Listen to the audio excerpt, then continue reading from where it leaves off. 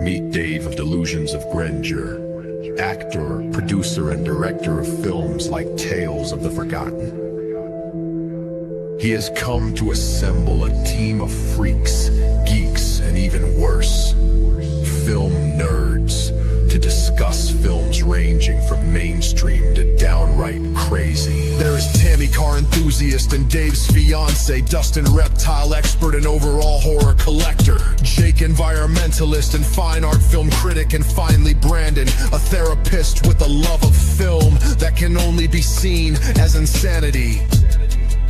Together under Dave's leadership, they are Inside Movies Galore. Enjoy the show.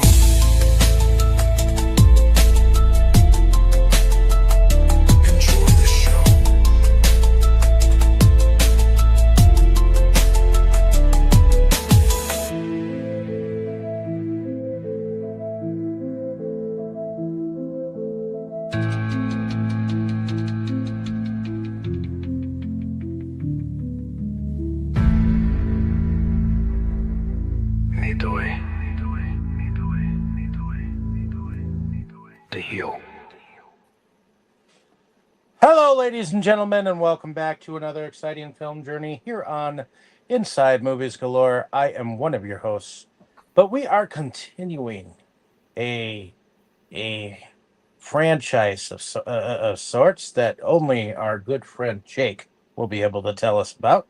So, tell us, which part of the franchise did we watch this week, Jake? Okay, we are looking at the 1990 piece of Francis Ford Coppola's trilogy, The Godfather Part 3, which IMDb says follows Michael Corleone, now in his 60s, as he seeks to free his family from crime and find a suitable successor to his empire. Once again, directed by Francis Ford Coppola, written by Coppola with Mario Puzo. We see a return of much of the original cast. Al Pacino as Michael Corleone, Diane Keaton as Kay Adams, née Corleone, Talia Shire as Connie Corleone Rizzi, and couple of others in here, along with a lot of fresh new. Richard Bright coming back as Al Neri, and Don Tomasino returns, and I believe it's the same actor that plays him as well. Meanwhile, a lot of fresh new faces. Eli Wallach as Don Altabello. Andy Garcia is Vincent Mancini, Joe Montana as Joey Zaza, a small role by Bridget Fonda as Grace Hamilton, Ray Fallone as Cardinal Lamberto, George Hamilton as B.J. Harrison, Helmut Berger as Friedrich Heinzig, John Savage as Andrew Hagen, and everyone's favorite member of the cast, Sofia Coppola as Mary Corleone. More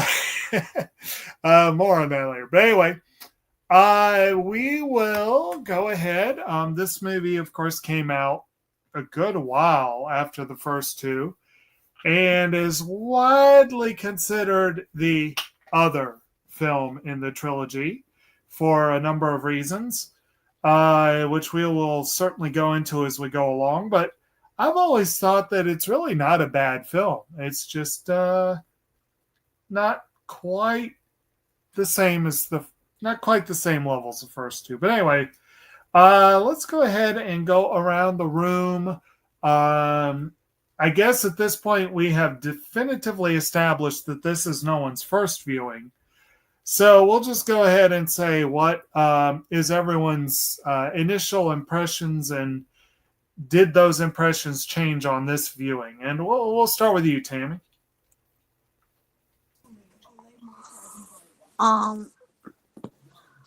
I guess nothing really changed for me because this is only like the second time I watched it. So, Okay.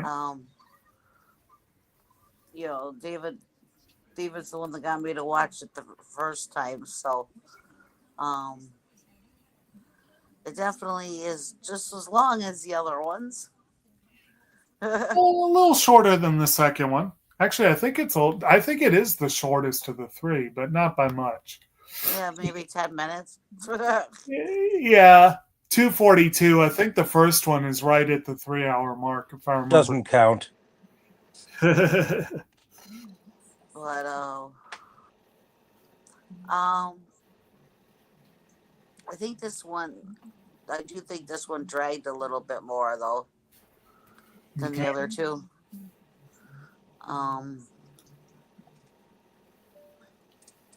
But I don't know.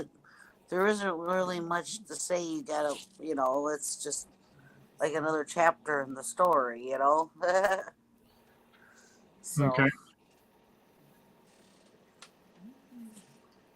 So I don't really have that much more to say to it. It's like I said, just like another volume to, a book or a series, or it's just like there's another chapter,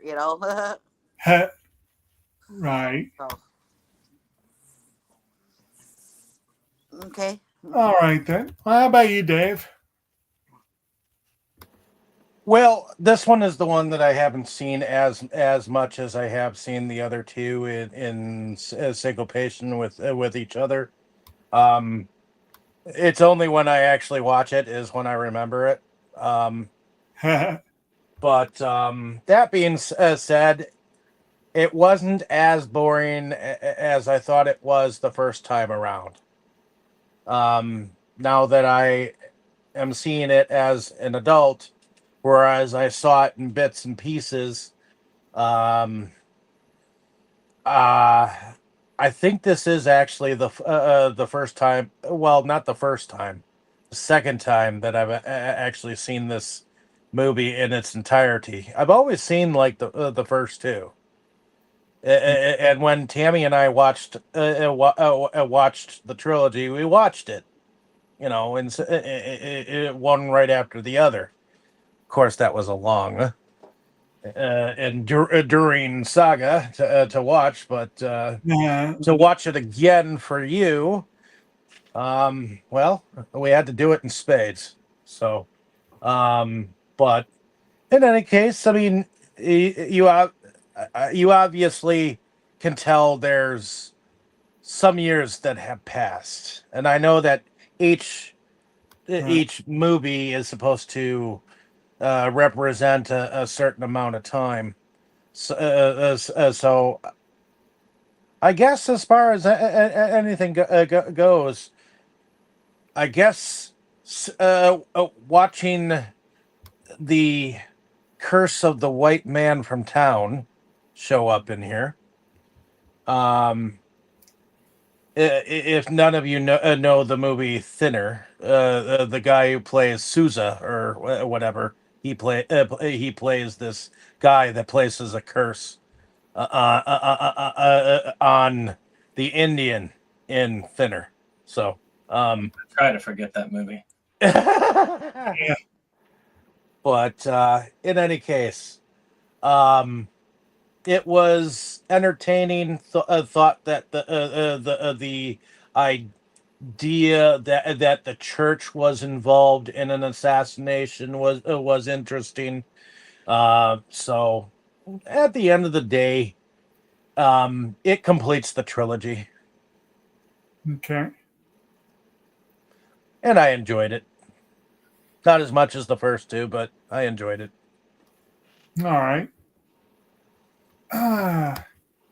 All right. And how about you, Brandon?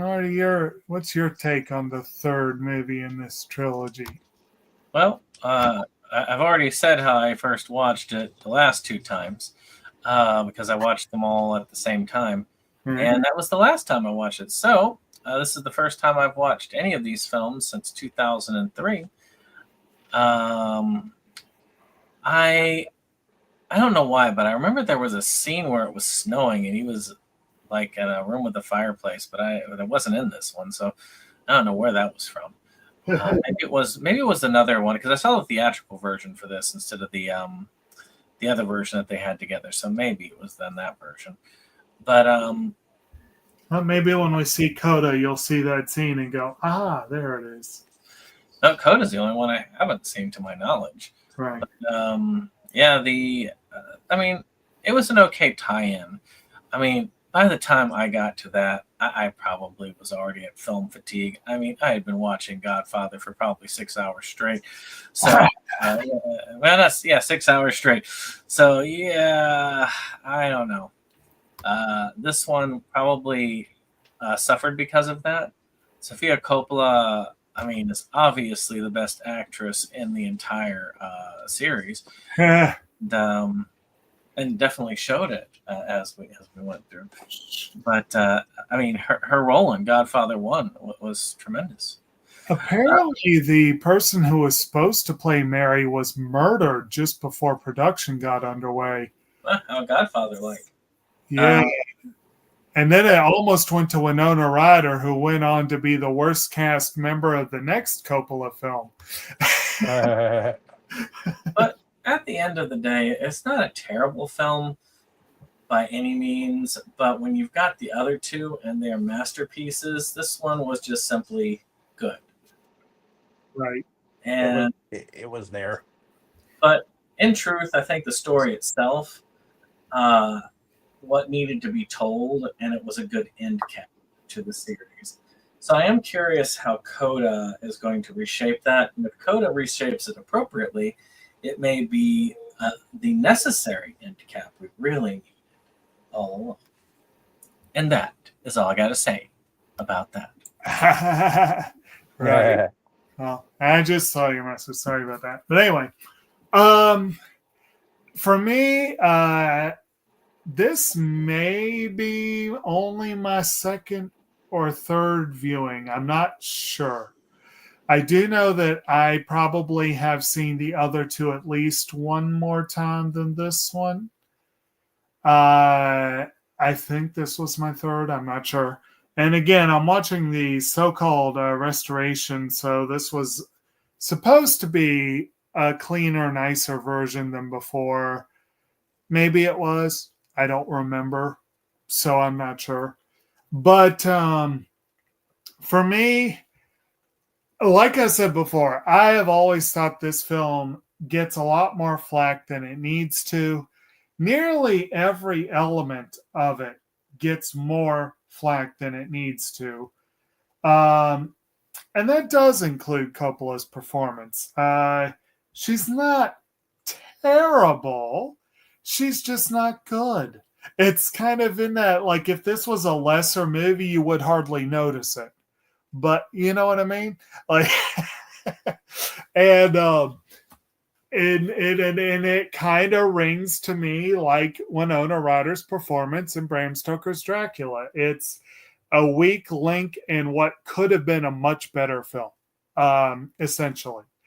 And now Sofia Coppola is one hell of a director, and she wisely pivoted into a better career path after this. But this was an interesting yeah, but yeah, we can get a little more on that. I also was more aware this time around of Tom Hagen's absence and the way they got around it, which is basically to introduce his son and essentially kind of shoehorn him into the plot. And supposedly the producers did not want to pay Robert Duvall what he wanted for the movie, and there was no time to come to an appropriate compromise. So they wrote him out and put his son in instead, which is unfortunate and is a major knock on this movie's structure from the get-go. But yeah, I think it helped add to the idea of this being a legacy story where they're moving it on to the next generation. So it wasn't bad. It's just I felt like it was a rushed job that should have been handled with more finesse. Let's put it that way. Like there's a part where Andrew Hagen literally shows up in the Vatican and he's just kind of there. And it's like, okay. But at any rate, I thought it was a good movie. Like I said, overall, I think it's weaker than the others, but I guess that about sums that up. We'll go ahead and launch into it then. Like the other films in the series, this one kind of kicks off, not necessarily immediately with a big event, but kind of toward the beginning, where Michael Corleone is,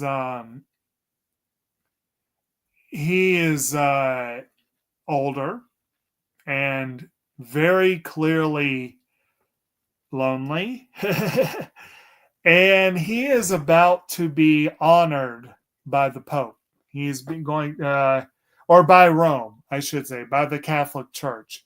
It's not necessarily the Pope who's conferring this honor upon him. It's a high-ranking cardinal, but it is a papal blessing that he is getting. And it's, I think, correct me if I'm wrong, I think they said it's like the highest honor, essentially the highest civilian honor one could get from the church, I think is what they said. Does that sound about right? Yeah, at least as far as a outsider of the church can get. Right. And it turns out that in the last few years, Michael Corleone, with tremendous assistance from his daughter Mary, has been administering a foundation named for his father, Vito, that I'm not sure they ever really truly specified exactly what the organization is. Maybe I missed it and y'all can fill in if I missed it. But I feel like it's essentially we're going to do what we can for the people of Sicily to kind of give back to the community. Does that seem like a good summation? Does that... all right. Well, yeah. But whatever the case, Michael has also sold off all the casinos. He has basically divested himself of anything supposedly illegitimate or shady. His new lawyer, who's played by George Hamilton, and I don't remember his name immediately. I think it was like BJ something or other. BJ Harrison. There we go. They are basically movers and shakers in the business world. You know, legitimate business. Only they're trying very hard to be legitimate.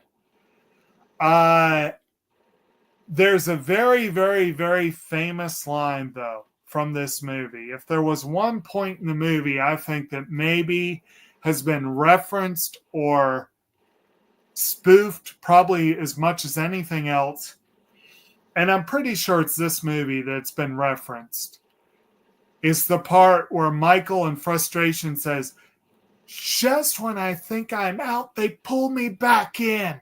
You know, like he is not wanting to remain part of the criminal underworld, but they don't want to be done with him, basically.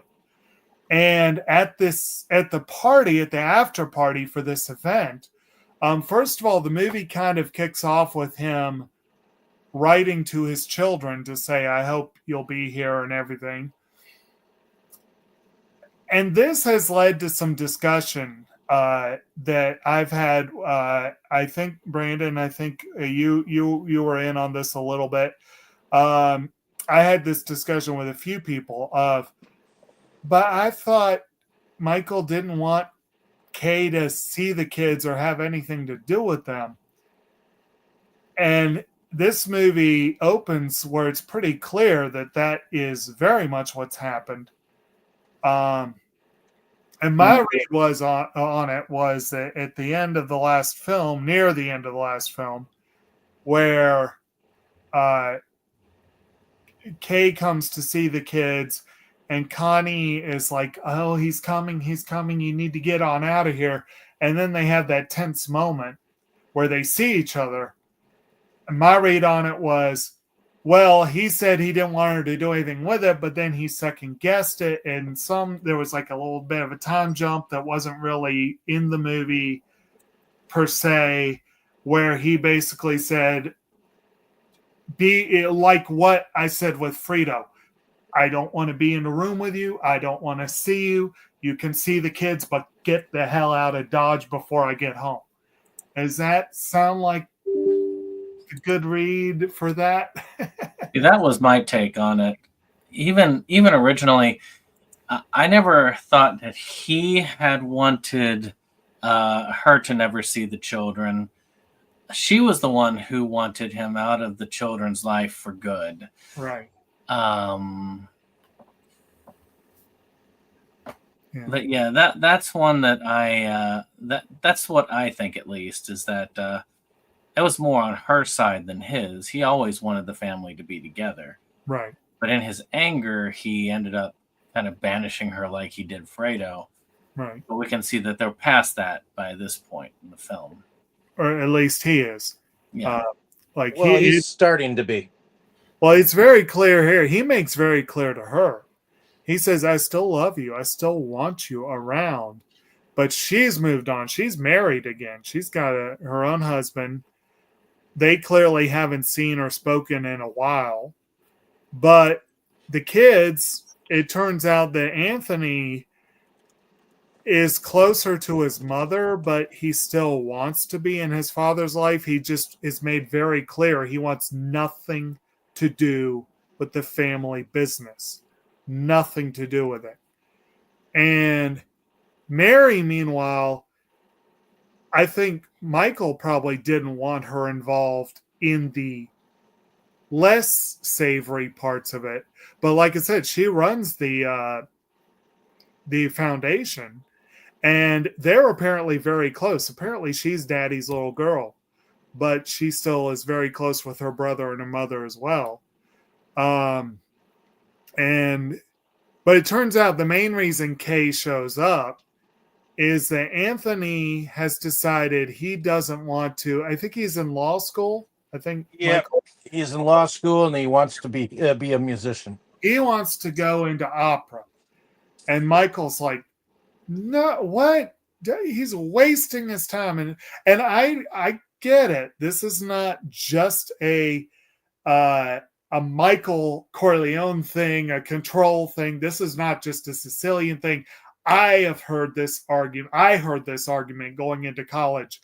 Get something you can fall back on. Don't go into music. You know, so many people have so little faith in that. But, granted, it's a very hard business to get ahead in. It's a very hard business to get ahead in. Anthony apparently does well by himself during the course of this film. But at the time, Kay comes in to basically open the door for him to make his request. And afterwards, Michael's furious with her for not helping him put his foot down. And she's like, no, I want him to do what he wants to do. And I don't want him around you. It's like, so he reluctantly gives Anthony his blessing. Meanwhile, another little thing, a little rumbling has been going on through this party. We've been seeing this young fella, Vincent, who shows up to this black tie affair in a leather jacket, who's clearly very close with Connie. He meets Mary, and she immediately recognizes him and has to remind him that, oh yeah, we've met, but we danced together years ago and whatnot. And from the get-go, and this is probably one of the parts that maybe makes Mary's performance, Sofia Coppola's performance, stand out in a lot of people's minds, is that there's more than a hint of mild incest in this storyline.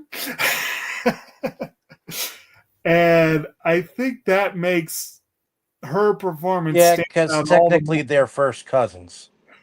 Yeah, well, because it turns out Vincent is if we recall back in that first movie, I don't remember if it was explicitly explained in this movie, but it's apparently been acknowledged and mentioned in interviews. The woman that Sonny Corleone was bonking in the wedding scene of the first movie, Vincent was the offspring of that affair, apparently. So he is Sonny's illegitimate other child, basically. So he's a close relation, not super close, but, close enough that many people would say that's a little too close. But it's interesting. But Mary seems to have the hots for him from the start. And granted, Vincent is played by Andy Garcia, who at the time had a career as the sexy lead in quite a few things. So it's unsurprising that she would, in this situation, I suppose. So they kind of start their tete-a-tete. But it also turns out that he was there with a favor in mind. He's been running work for a gentleman who took over some of the family businesses after Michael stepped back. It was whatever businesses that weren't part of the hotels. Essentially, yes. You could say the street crime, if you will. The neighborhood is now being run by Joey Zaza, who's played by Joe Mantegna. And Vincent's apparently been working for Zaza. Zaza shows up to ask Michael to take care of a stone in his shoe, talking about Vincent. Meanwhile, Connie brings Vincent in because they want to talk to Michael about Vincent's issue with Zaza. It turns into a whole thing where Michael's basically like, I don't want to get involved in this. He's like, Zaza, his interests don't cross with mine. They don't conflict with mine. He has my blessing to do what he's doing. Vincent, your family, if it'll make things better, I'll let you work with me for a while. So it kind of works out, but it kind of really doesn't because there's still this bad blood going on. Before that happens, he basically Mike Tyson's Joey's ear. Well, yeah, Vincent, he does. And later there's a scene in the opera where you can see Vincent is enjoying a recreation of that exact sort of thing.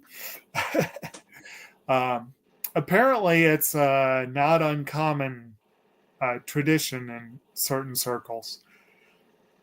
And meanwhile, Michael is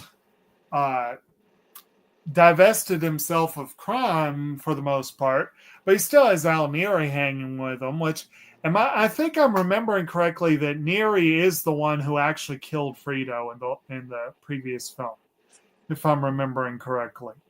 Pretty positive. Yeah, but he was certainly one of Michael's right-hand hatchet men at the time, and he's remained close. And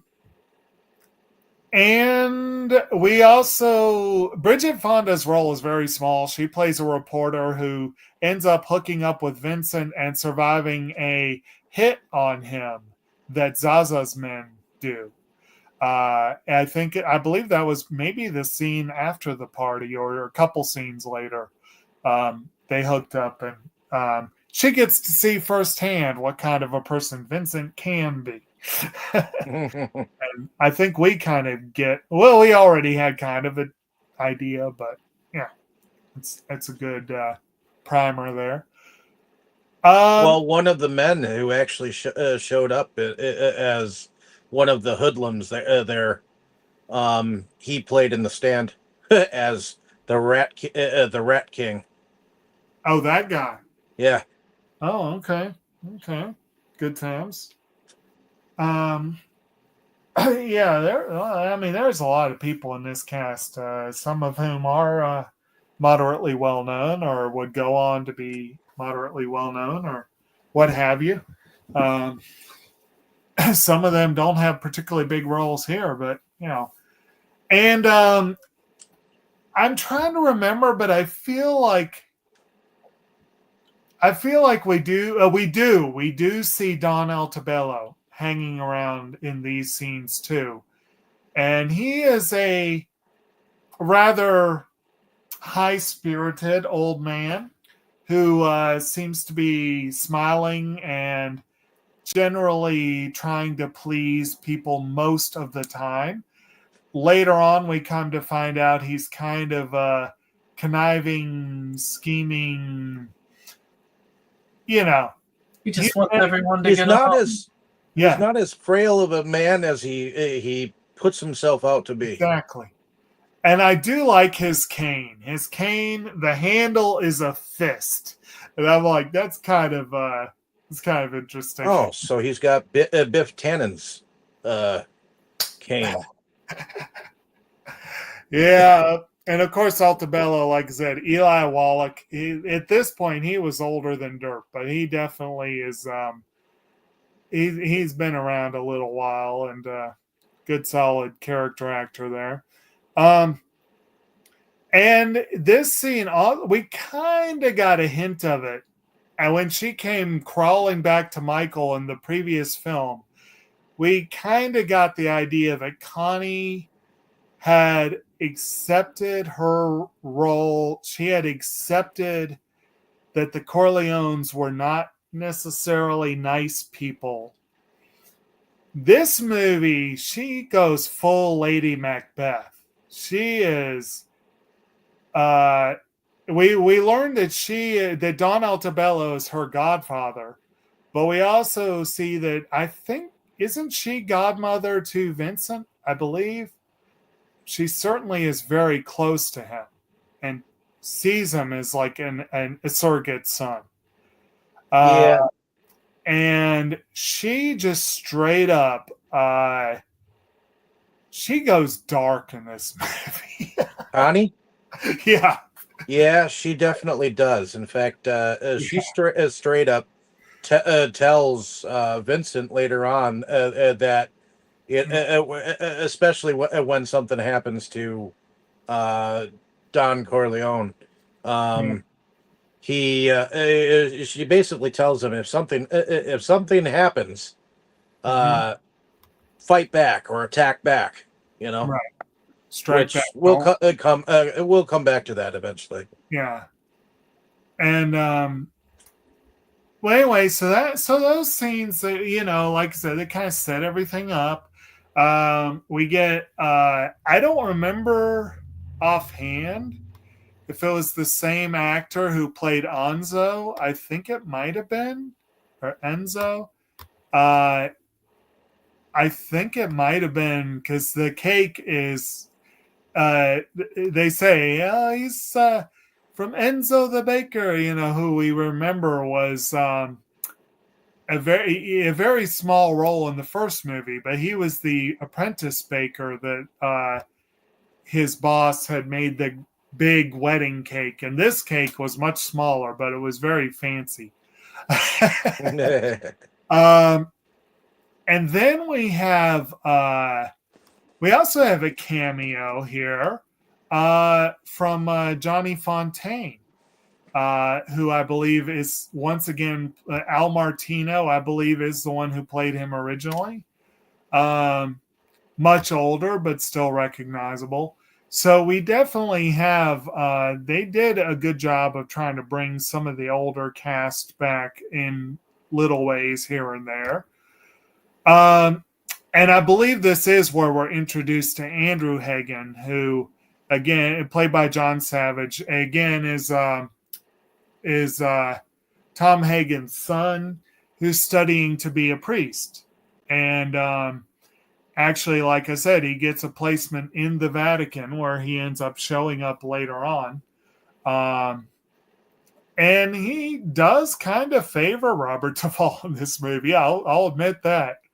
But he doesn't have a lot to do. And that's, like I said, I feel like that was almost a last minute addition to compensate for not being able to use Tom. And it feels underwritten to me. I don't know what y'all think about that, but yeah, but he is there. But before we move on forward in the movie, does anyone have anything for these opening sequences that they want to go into?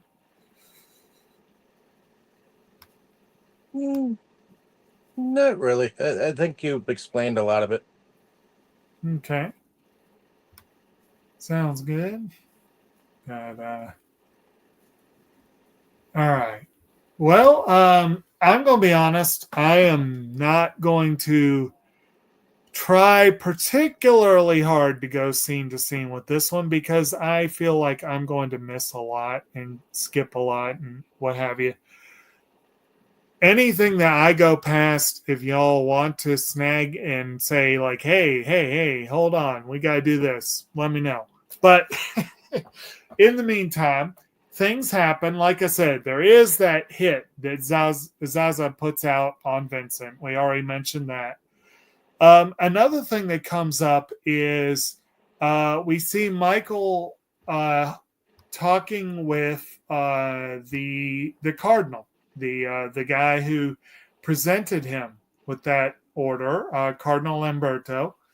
And we come to find out that a few things.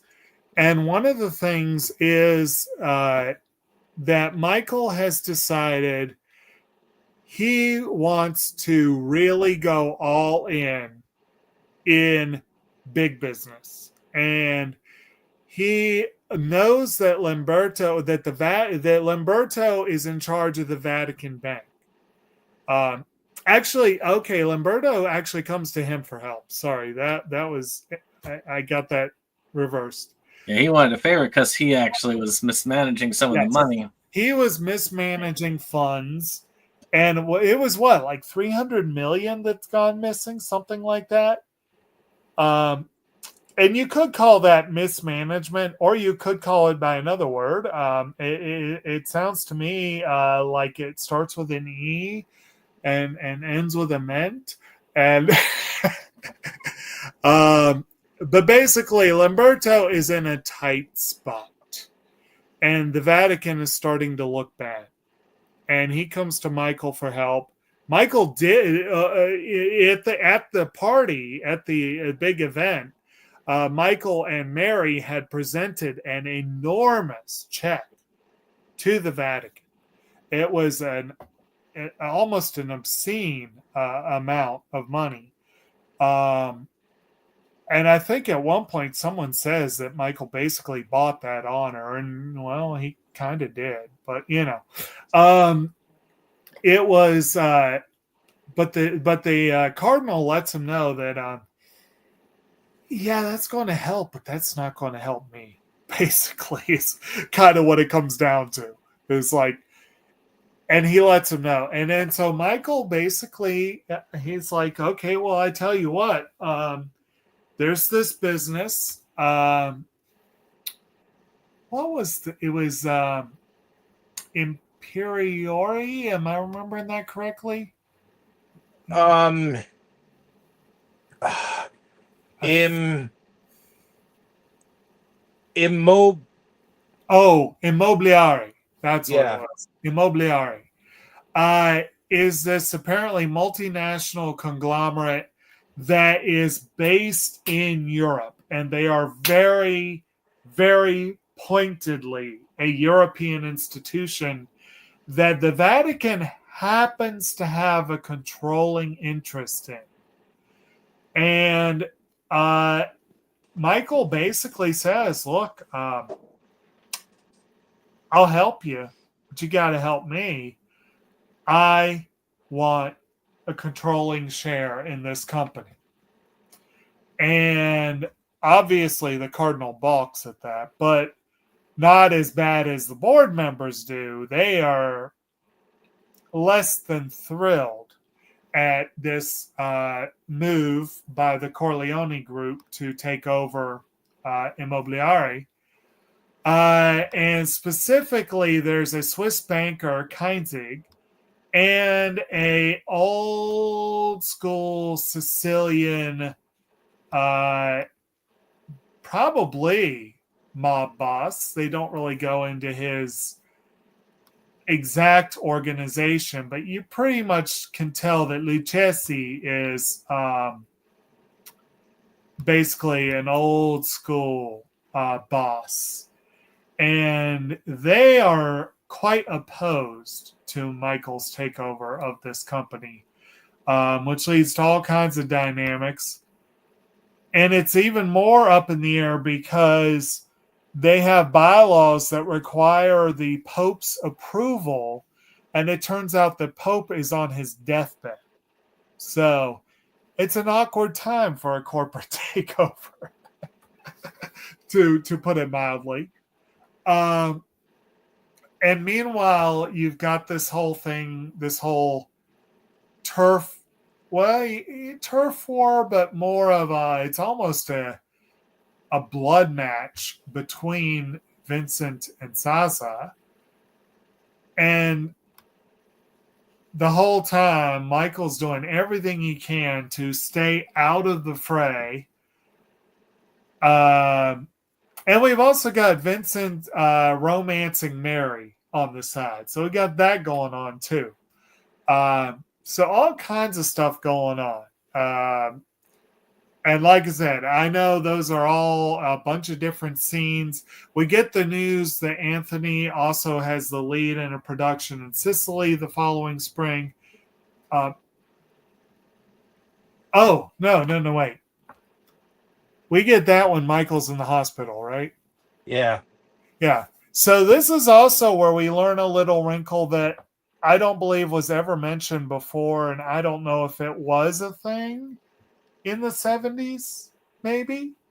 But it turns out Michael is diabetic, and he is prone to attacks if he gets too stressed or his blood sugar craters. And this happens. He ends up in the hospital during a particularly stressful discussion, I believe, with Connie and Vincent, if I remember correctly. And so all these various things are up in the air. And I believe it's when he's in the hospital that Kay actually comes to visit him. And you can see that she's willing to start breaking the walls down a little.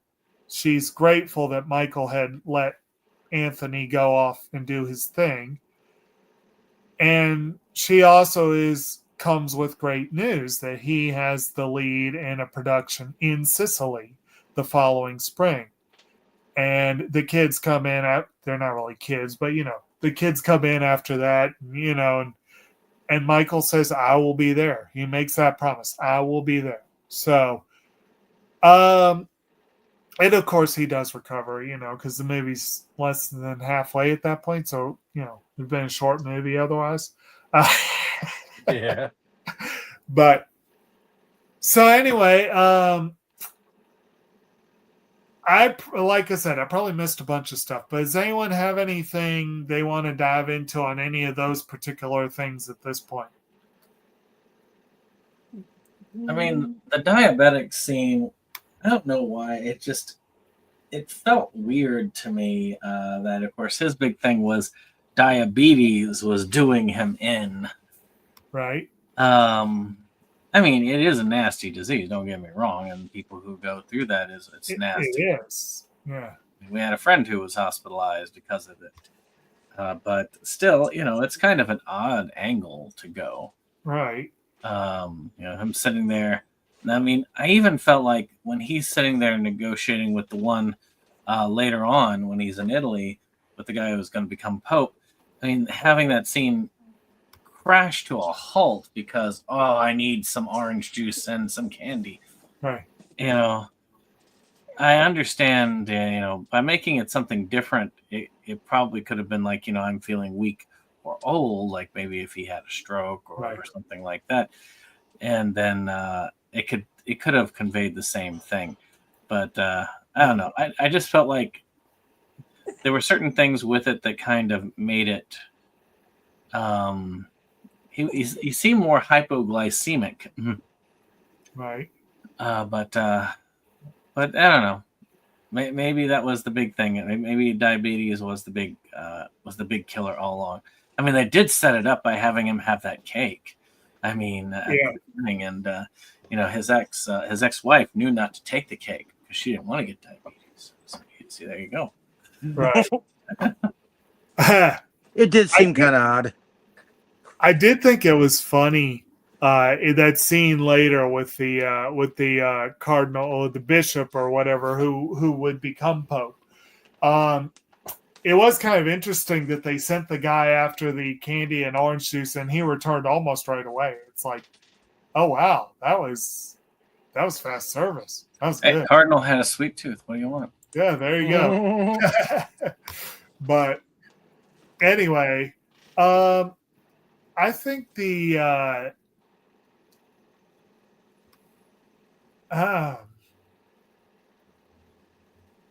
I'm trying to think if there's anything like really critical in these parts. Probably not necessarily so. Again, we see little things here and there. But I believe it was kind of toward the end of this sequence. I think the big thing that kind of kicked it into a new segment, I'm pretty sure this happened after Michael. Well, Michael in the hospital was also a big thing. But was it before or after that? They used Michael's incapacitation to do the strike back. And right. So it was before that. Okay, so the big thing before that, one of the reasons he was so stressed, the big thing before that was where he called together a meeting of all his former employees, heads of various separate families that had been under the Corleone umbrella, etc., etc. This is after the deal with Immobiliare has been announced, but it's not really finalized yet. And he gets word through Altabello that the families want a piece, that they want to wet their beak a little, that they feel cut out of this Immobiliare deal. So, and Michael's like, well, it's separate. This is my thing. But he's like, but I get it. I'll call a meeting and I'll be there. And Dave, you're about to say something? Yeah, basically, he sets up this meeting and he arrives. I think he has Vincent in tow because he's kind of like tutoring him in what he's doing. Yeah, I think it's basically him, his lawyer, and Vincent, I think. Yeah. Al Neri might have been there too. everybody around the room gets bonuses for contributing to the family in some way, shape, or form. And Essentially. there's only one person in the room that doesn't get a bonus. Well, at least one person that makes a stink about it. But Well, it was And- about what was invested. yeah, And he didn't invest anything in that particular racket. Matter of fact, right.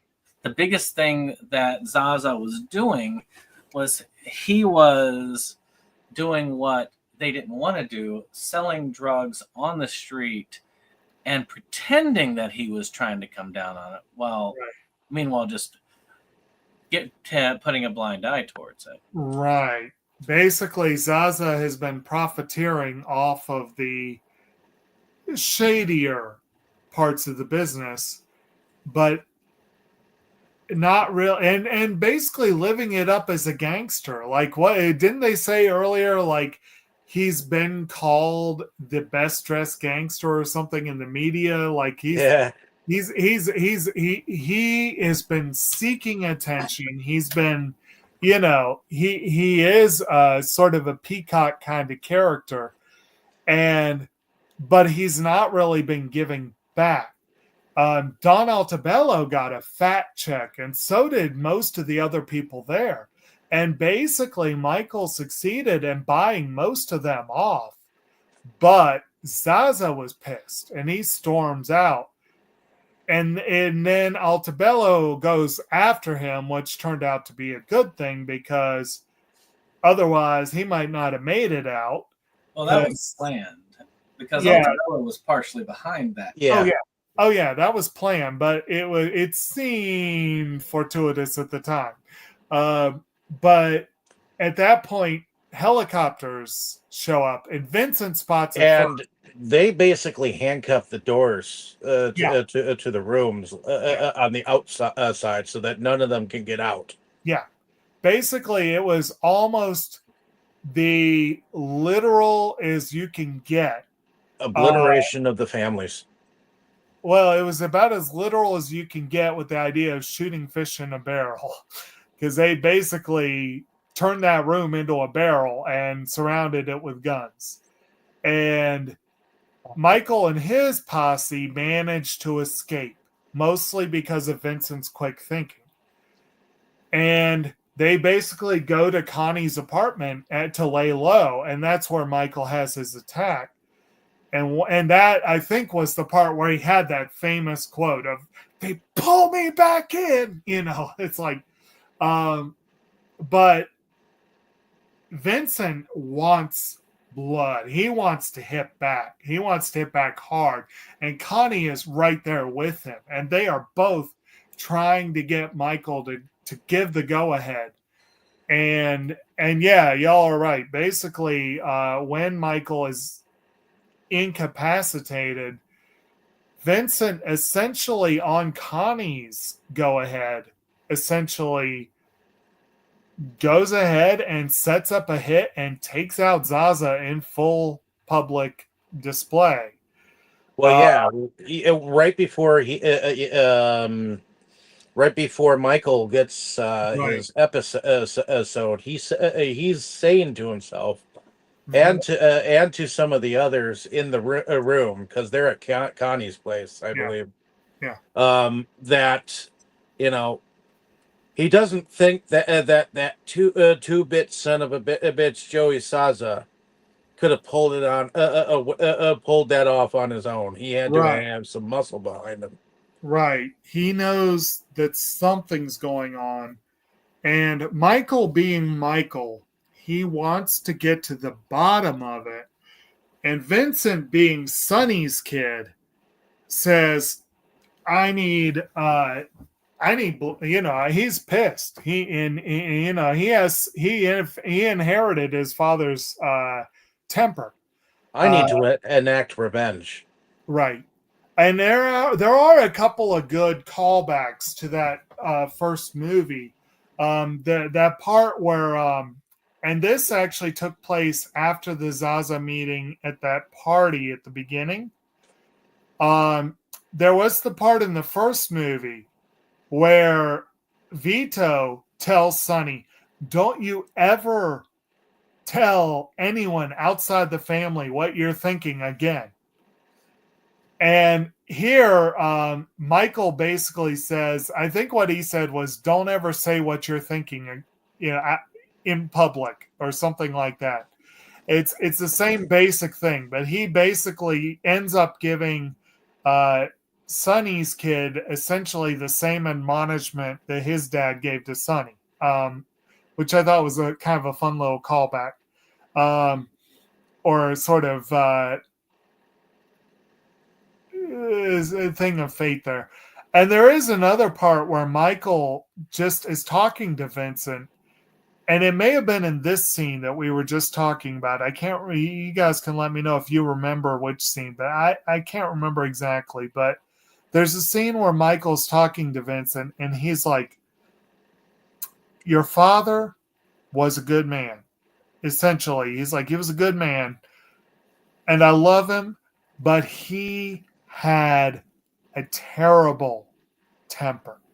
And he tells him straight up, he's like, you need to watch that. He's just, just looking out for him. He's like, you need to watch that. Because that he basically says that's what killed your old man. He doesn't really say it, but that's basically the warning that he's giving. And I don't remember the exact quote, but yeah. Anyway, I thought it was a good little moment. But was it in this scene or was that somewhere else? I believe it was in this scene. Yeah. But at any rate, so those are the two big things that kind of move the ball into the next part, which I think the next part is them going to the Vatican. Or wait, did the Vatican visit come before all that or after?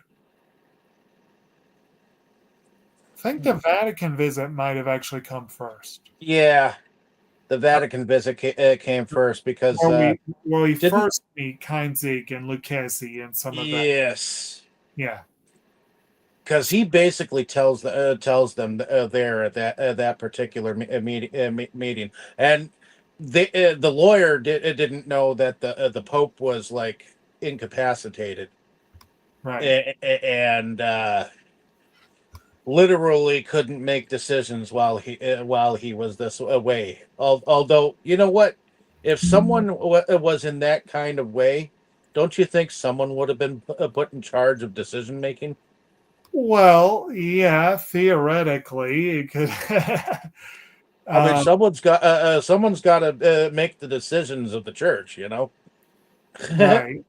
But well, they were all there to. Well, Michael was there to tell them, "Hey, I own you guys," basically.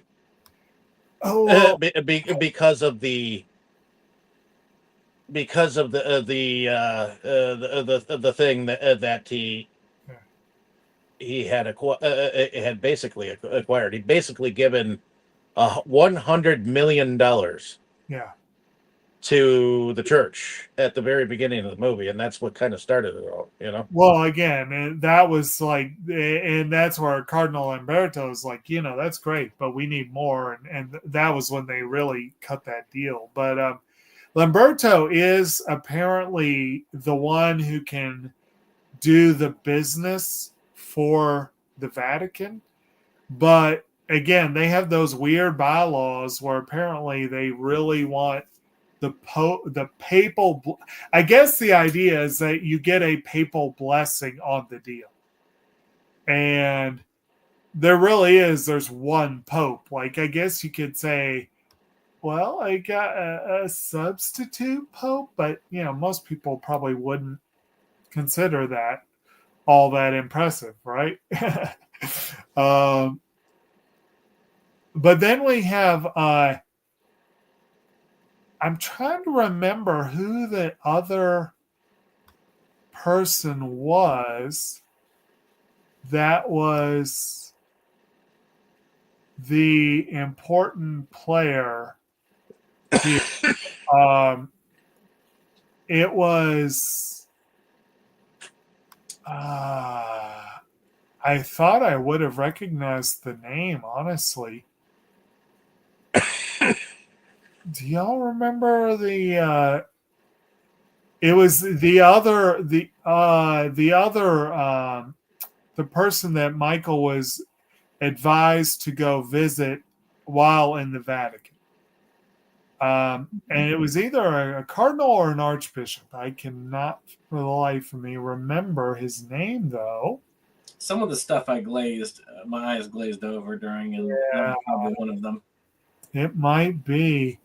I know that the stuff there was at the very start of the final roundup, because when he was with the guy who was going to be Pope, he finally started to confess.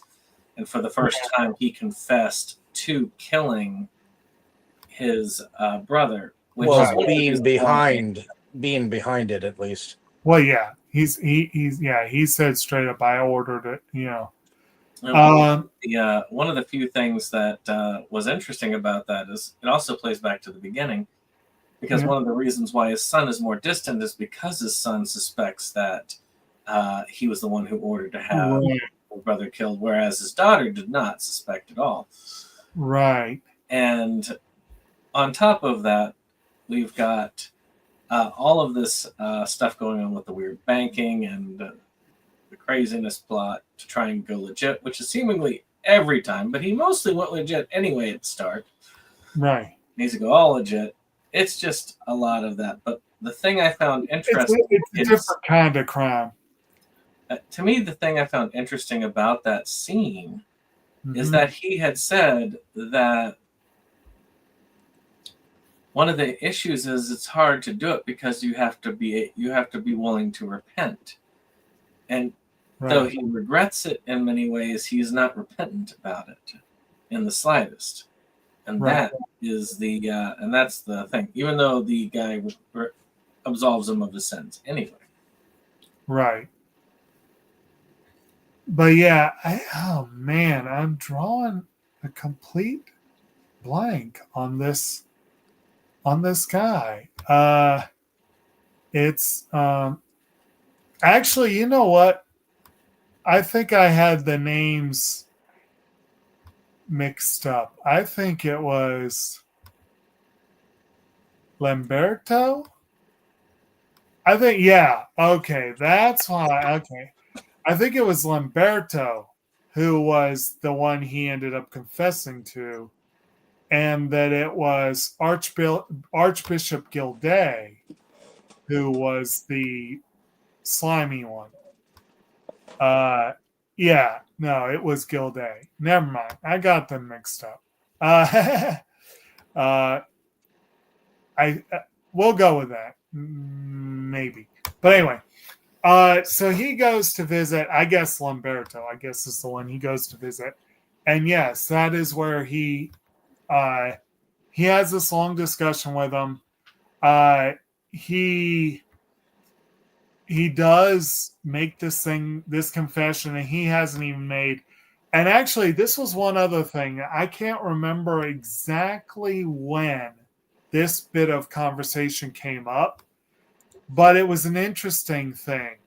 One of the questions I had, and I don't know if y'all did, I think we discussed it a little bit last week. One of the questions I had was, did Connie have any inkling of what Michael was actually doing when she pulled Anthony away right before Frito's death? I have my doubts that she would have gone along with that. I don't think she would have. And here she talks to him about, well, he drowned and it was such a horrible accident. But I don't think that's what she really thinks. And she was for the most part sheltered in the family. She kind of knew what was going on, but she always was sheltered from it. Right. Which is, of course, the whole machismo of the old school, but still. Well, she's just a girl. Yeah. Mm-hmm. But you see what I'm saying? Like it did seem like she must have felt like Michael was up to something. But I really have my doubts about how much she actually knew. But when she says to him, he drowned and it was such a terrible accident, I'm like, I don't think she believes that. But I don't know. What do y'all think on that? Well, I think that Connie definitely, once she had actually came back to live with Michael, at least in the second movie, I do believe that she actually did start to do some things as far as leadership in the actual criminal aspect of things for Michael before he started going legit, you know. And that's why she's kind of got that whole mentality of, well, let's attack back, you know. See, I don't think he would have let her actually have a role in the organization. I don't. He probably was more open to her advice for a while there, but Yeah. and I do think she was instrumental in Kay being able to I mean, eventually take the kids back. for the longest time, she wasn't even involved barely. Right. She was doing her own thing. Mm-hmm. Right. True. But yeah, I was just, like I said, I just thought that brought up an interesting question. But Tammy, we haven't heard from you in a while. What do you think on that? I don't think that she really realized everything that was going on either, you know. Mm-hmm. I think Michael was kind of like sheltering her from it all because he didn't want her involved in it. Right. So Do you think she believes Frito drowned? I think she wants to believe it, That's probably true, yeah. but I think there's just a little something nagging at her, you know, that says, I'm not really sure, you know, but she can't prove it or anything, so she just, you know, tries to go along with it and believe Michael, you know. Right. So, Right. you know, she's just got like that nagging suspicion, but that's all it is at the moment because there's nothing else to go on, you know. Right. So, All right. Yeah. Okay, so where are we now? Well, I guess now we get to basically to Sicily. If I'm not much mistaken, we're pretty much up to that point where Michael has recovered reasonably well from his stay in the hospital. The board of Immobiliare is still dragging their feet, basically. They're still causing some trouble. But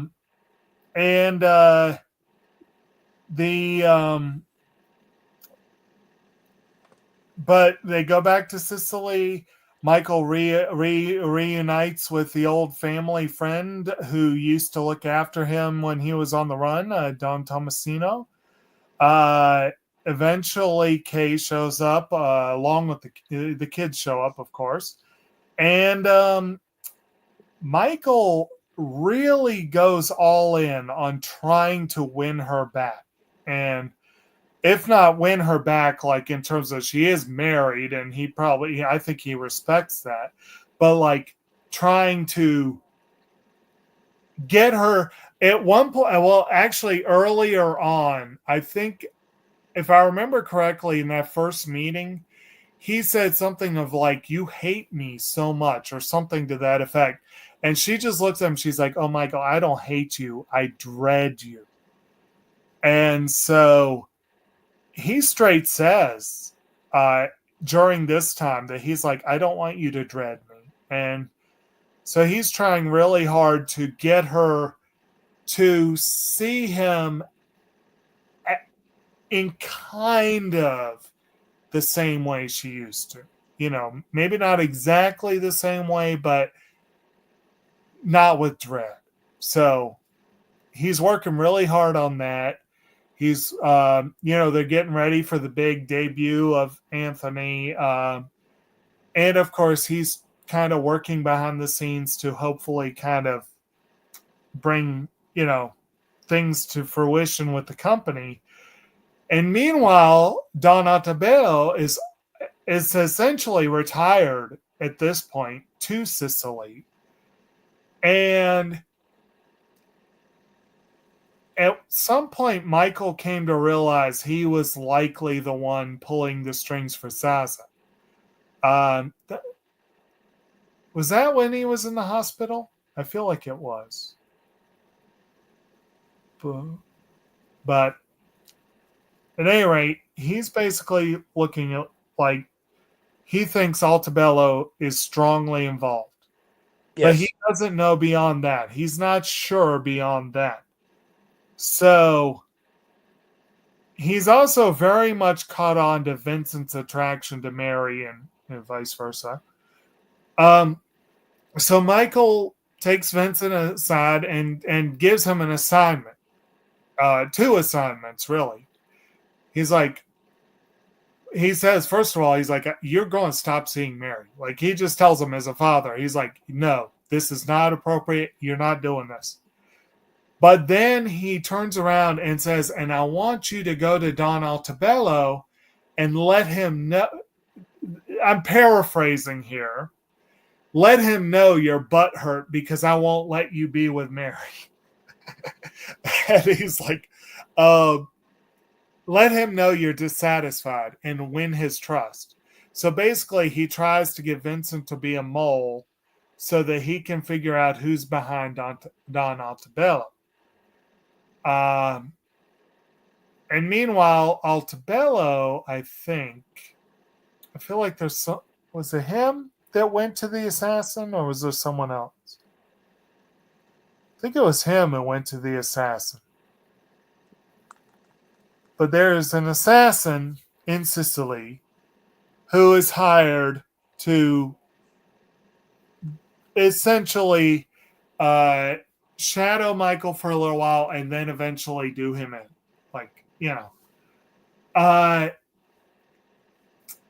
And at some point, Vincent learns that Altobello's backer is Don Lucchese. Lucchese has been pulling the strings, probably in part to keep Michael away from Immobiliare, but also I guess he's probably thinking this American upstart's too big for his britches. We got to get rid of him. Yeah. And there could be some old bad blood with the family, but I don't know that they really go into that. Did they that I missed, or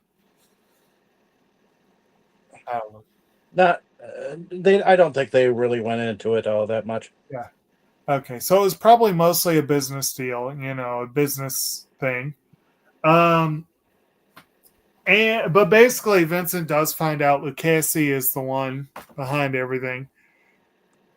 And meanwhile, Don Tomasino has Michael goes to him for advice, and he gets some good advice from him. Well, not only that, but Kate shows up in Sicily when he's there too, and he's showing her around like where his father grew up, right, and things of that nature. Right. Well, actually, I talked a little bit about that, but one thing Michael does is Kay's going out for the day, and Michael kind of takes the place of the driver, and then he's like, I didn't tell anyone, I wanted to surprise, and but basically he wants Kay to understand him a little better. So yeah, like you said, he takes her around, shows her the sights. He shows her the sights that someone visiting Sicily might want to see, but he also shows her sights that are important to his history. Like at one point, there's this little steep little stair in a bunch of apartments, and he's like, "This is the house my father was born in," that sort of thing. Like he shows her around. He tries to give her a feel for what it really is to be Sicilian, at least as he sees it. But also, again, trying to once again show her who he sees himself as, and it works reasonably well. Like, they actually, later on at the opera where they're watching Anthony, they're actually having a good time and seemingly enjoying each other's company. So, he does a pretty good job of what he's trying to do. It's just unfortunate that things are waiting around the corner that, are going to undo all that. But so anyway, but Tommasino has a run-in with a fellow who he offers to help until he realizes, wait a minute, well, I know you. You're that assassin guy. And having been spotted, he kills him right then and there. And so, that happens. And then the assassin has to go into the wind because what was going to be his in into the household doesn't pan out. But they end up going, to the opera house for the evening of the show. And so the final act basically is the big, the Anthony's big debut. But also Vincent's running security for the building, so there's a lot of that, of him and his assistants going around checking on and things. before he hands him that power, Michael, he tells him that his daughter is not part of the deal. You've got to let her go. Well, like I said, he already said that, but he doubles down on it, definitely. I like how they had a fake out for the assassination, where you had that priest go by on the bicycle because you saw that the guy was dressing up as a priest with the costume. Right. You had that bouquet of flowers as he was going by, and you were just and you're expecting him to like blow him away with a gun in there, and he just hands the bouquet. The guy hands the bouquet to them, and keeps biking on. Right. I thought that was actually kind of funny. A little right. I thought for sure the flowers were going to blow up or something. Yeah, I kind of wondered about that too. Like a Bugs Bunny cartoon. Yeah. And also another thing that we should probably mention before that, because this was a big thing that I think did go down before the big performance, which was, well, a couple things. First of all, Vincent is officially handed the family for all intents and purposes. He tells Michael, like, look, I want this. And Michael's like, I don't think you do. And he's like, I do. So he is basically given the power to take over the parts Michael doesn't want anything to do with anymore. Essentially the criminal enterprise. And to take the title of Don. And he does. He becomes Don Corleone. And also he starts putting things into motion. So not only is he running security at the opera house, they've also sent the lawyer, BJ, after Don Lucchese. They've sent Al Neri to deal with the banker, Keinzig. They send... no. I'm sorry. He goes after Archbishop Gilday. Who did they send after Keinzig? They sent someone after him. And as things are ramping up at the opera, we see various people being dispatched in some way or another. And there's a relatively iconic moment in the film that you see later, which is the Archbishop falling down the passage of a spiral staircase, like falling down the center. Pretty fun little shot there that I'm sure we've seen spoofed a number of times since then. At least I feel like I've seen it spoofed a lot and mentioned or shown. And then we have, but meanwhile, and prior to this, we had the thing where Lamberto became the new pope. That's a pretty important thing we skipped. But meanwhile, it turns out that Vincent's men aren't the only ones scurrying about doing things, because Lamberto is the new pope, I should say, the new pope, who's barely been in office, a month? I don't even think a month at this point, is poisoned and killed in his sleep. And again, it just happens to be at the same time all this other stuff is going on. So it looks like Immobiliare is going to be fairly immobile because they're losing all their leadership all at once. But anyway, so back at the Opera House, we do see the assassin and his assistant infiltrating the place. We see everyone come in, do their thing. Michael and Kay and Mary and Andrew and a couple of their other friends are all in this big box, watching the show. And we see a good chunk of the show. And Anthony is doing a good job, and everyone's happy. They're really proud. They're enjoying it. They're having a good time.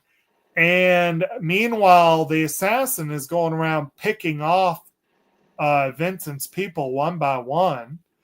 I think he takes out 3 or 4 of them. And he very nearly gets a clean shot at Michael, but he ends up getting distracted and having to change position. Well, not only that, he does kill one guard. He also kills one of the twins, which is another guard. Well, he ends up killing both of them. I think. Yeah, he ends up killing 3 guards. Right. Basically. Yeah. And basically, but he misses his chance to do anything during the show. Yeah. And the show is pretty much a big success. And if I recall correctly, I think, as they're leaving, I think it's Vincent recognizes, or someone recognizes the other guy, and like or they see that he's about to do something or whatever, and I think he gets shot and killed. But the main assassin is, again, dressed in a priest habit, and he ends up filing out of the opera house with a bunch of priests, so no one even suspects him. And everyone's standing on the steps. They're having a good time. They're, congratulating Anthony and everything. And Michael, and right then the guy pulls out his gun. He fires at Michael and hits him in the shoulder. And Michael goes down. And then Vincent tackles the guy, takes him out, and he's done. But then Michael looks up, and Mary's just staring there with a big bloody chest, and just like I think she says like "Dad" or something, and just falls over, and that's everyone loses it. Everyone loses it, and they're just totally heartbroken. Like, she is dead, and nothing anyone can do about it. And then they basically just cut several years in the future. They show a picture of Michael sitting in his chair in Sicily, They show he's like peeling an orange or something, and he kills over and end of film. Nice, cheerful ending. Yeah, I mean, it was the price that he had to pay Right. for finally leaving the hole, and it was apt. I felt like the ending of Godfather 2 was much better because I did like how it illustrated that he started with all the family and trying to defend everything Mhm. and ended up all by himself Right. at the end. I But think and in a way it's the same thing here, even though, he's still got Yeah. his son and all I that stuff. think this whole movie kind of illustrates just how alone he really is. Yeah. That's kind of the whole point. And so the movie does definitely have a point. And I'm very curious to see if Coda fixed some of the I mean, janky parts of the film. and when they Um, showed that, like, they fast forward to him dying at the Right. end as an old man alone. Right. That really is the true illustration that they wanted to show. Right. Is that is the price that he ended up paying for going down the bloody path. Mhm. And yeah, it's a And sad one.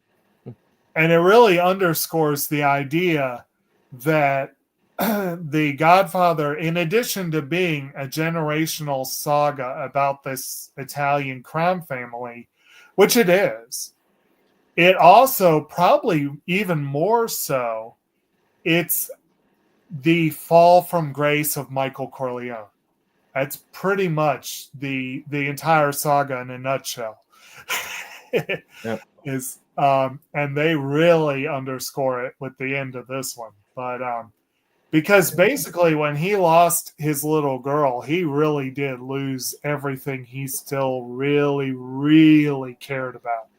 Like, I mean, he loved his son and he loved Kay, and he had other people he considered important to him. But Mary was his little girl. Well, And that and was, he even said it. He Yeah. got that predisposition. He got the thing. It's like they always go for what you love. right.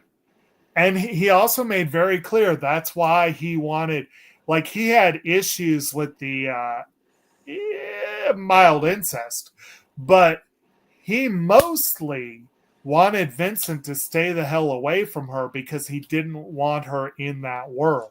And if that I was were fine. in his place, Yes. I would be right there with him agreeing. It's like, no. Yeah. You want to go into this world? No. You can look at me as a good example as to why that Right. is a bad idea. Right. Right. It's yeah. He was very he was very, very, very clear on that issue. And Vincent understood it. He did understand. He was willing to play ball, but it's he was willing to sacrifice being with her to having that life. That was his, his take on it, I guess. Which may also have been something he inherited from his father, because Sonny would have probably made the same choice. But at any rate, and just a random aside, we keep talking about Sonny because, even though he's not actually in the movie, he looms large in the movie. It is really interesting that this movie came out the same year as another gangster-related film that we've talked about on this channel. A film that Al Pacino... Weirdly enough, Al Pacino was nominated for an Oscars for the first two films in this saga. He was not nominated this year for this movie, but he was nominated for playing a different Don, for playing Big Boy Caprice in Dick Tracy. And there is that interesting scene in Dick Tracy where he brings together all the crime families, all the mob bosses, and makes his pitch to them. And the one who says no, Spaldoni, is played by James Caan. So you get this moment where the erstwhile Michael Corleone kills Sonny in a different movie the same year as this. I find that a very amusing. And I wonder how much of that was intentional on Warren Beatty's part, or Well, I look at that when I look at that particular character portrayal. I always think of Michael Keaton and Batman, where he's going, "Want to get nuts? Let's get nuts." Are you talking about Pacino in that role? Yes, and I do think Big Boy is one of Pacino's best roles. He really he sold that. He is over the top, but yes. It's actually funny because Warren Beatty's hold on Dick Tracy is not going to last much longer because that source material is entering into the public domain. His version will still be under his control, right. But there may be a new Dick Tracy movie out in the near future because of that public domain. Right. I feel like that was the essential version, though. They'll go in they have to go in a totally different direction. But I don't know. I think they can do better. I mean, shoot, Madonna, for goodness sakes, they don't have to have her in it. Right. Yeah, she was better as Evita later on. So, but anyway, that's enough on that one for now. But like I said, I just love that the synchronicity of those two being the same year. But especially because Michael Corleone is probably Al Pacino's most restrained role, or certainly close. Like there are moments where he does his typical bluster, but for the most part, he really dials it in for this role in a way he almost never does. And Big Boy is the opposite. He dialed that up to 11. But anyway, so that's basically the plot. Again, we probably skipped a few, but I think we hit all the highlights. Does anyone have anything else about plot or character before we go into production? Not really. I mean, honestly, there are two action, technically three action points in this movie, and the rest is all slow drama. Which is not unlike the other two in a lot of ways, but true. But I do think that the final setup that we have already talked about at the opera was a very good setup. It's just, we didn't expect, certain people to get killed in the process. Other than that, I suppose we should get into production, eh? Right. Now, this one, of course, came out quite a while after the others. So Coppola had to fight for the budget he got, and it apparently was nowhere near what he wanted. And apparently the studio also didn't give him the time that he wanted to make the film. It came out on a shorter timetable. So those two things together, we already mentioned, that's part of the reason why he ended up not being able to get Duvall to be in the film. And it's also part of the reason why Sofia Coppola ended up in the role. And now again, I don't remember. The actress was just becoming well known. I cannot even remember her name offhand. But the actress who was supposed to play Mary, like I said, was murdered on the step of her, Rebecca Schaefer was murdered on the step of her apartment by a crazed fan. Right when she was supposed to get the script for the film, basically. And she was not very old. That was very unfortunate. And apparently, again, they eyed Winona Ryder. I guess maybe they weren't able to ink a deal. The short timetable is probably one of the reasons why Sofia Coppola ended up taking the role. They just didn't have time to cast, apparently. So this is a film that one could argue studio interference was a big issue. Some of the parts of the script that didn't flow together as well as they could have, that could have been part of it. Coppola has been known to get caught up in himself in his films, so it may very well have been partly him too. But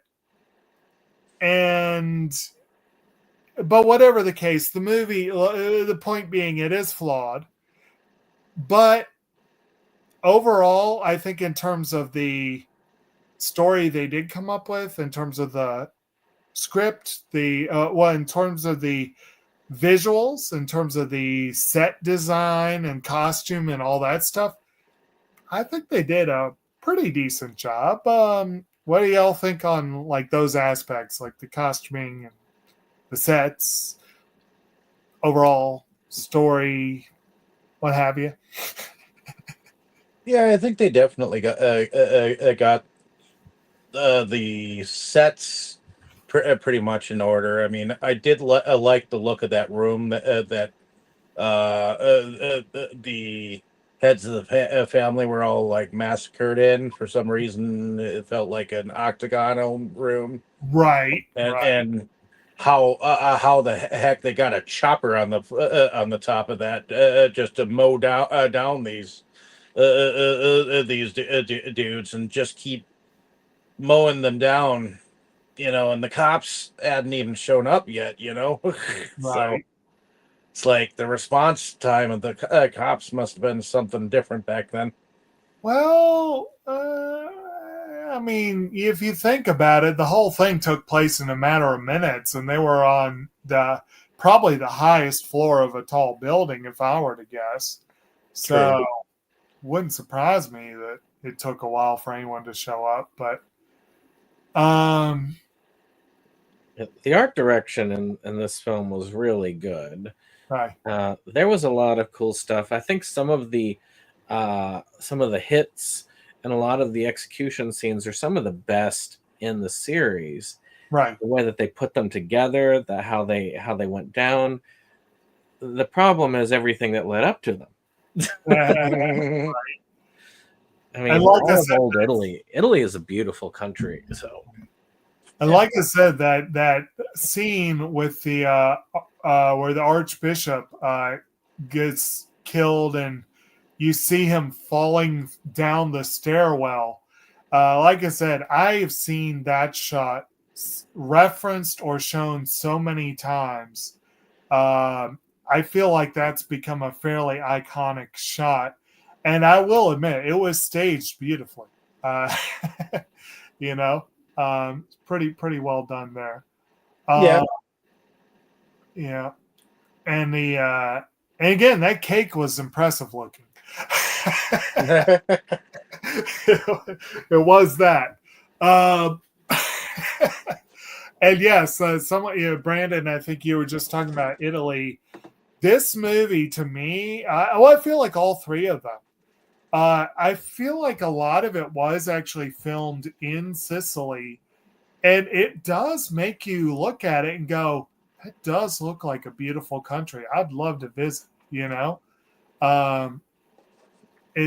at the very least, that's the way I see it. And I've had a few. There's a few places like that. I feel like movies filmed in New Zealand, movies filmed in Ireland. I watch these. I'm like, I want to go visit. But I feel like these movies do that for Sicily. It really does look quite lovely.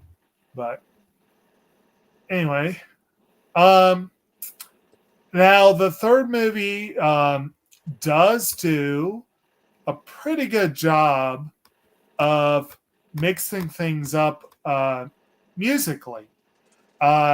In this one, the composer is Carmine Coppola, who, if I'm remembering correctly, is Francis Ford Coppola's parent.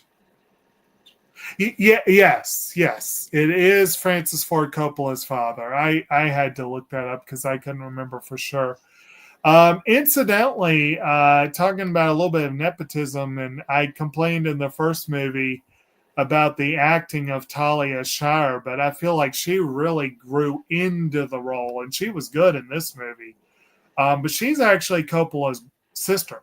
Like they I all also, I are. also, I also noticed music wise that there were actual words to the music for Godfather that Anthony Yes. actually sang while he And was you in Sicily. see, when he sings it, you see Michael just tearing up, like just really, really feel like in the feels with that. But I had forgotten about that. Okay, I had forgotten some of these. I had totally forgotten how big and expansive the Coppola family is within movies. This is impressive. You got Sophia's brother is Roman Coppola, who's also a director. They're related to Jason Schwartzman. They're related to Nicolas Cage. I mean, you got a lot of people in that group. But like I said, Talia Shire in this movie, you had actual aunt and niece playing aunt and niece. It's just a shame that they could have done a little better. But yeah, so Carmine Coppola had helped with the music in the second one, if I remember, and he basically took over for Nino Rota in this movie. And I think the music is excellent. And Dave, you're right about that one song. And I believe, let me look this up because I don't want to misspeak, but I think that is actually the song that caused the controversy in the first place. Let's see here. Brucia la Tierra. Why? Because No, maybe not. Who performed what? What were you saying? well, I had not heard the music, the da da da da da da da da. I hadn't heard that with lyrics before. In the on IMDb's list, they have a song listed called Brucia la Terra. It says music by Nino Rota, Sicilian lyrics by Giuseppe Rinaldi. Okay. I'm guessing that's what Anthony was singing, but there's nothing listed about the performance here. But yeah, that is it was pretty cool to hear him singing, and then we're like, oh, I know this tune. And then Michael clearly knew it too. That was a nice little moment, I thought. But and there's other music in the film too, but most of it is fairly incidental. Johnny Fontaine does sing a song in his appearance, of course, because of course he would. Did anyone else have anything on the music?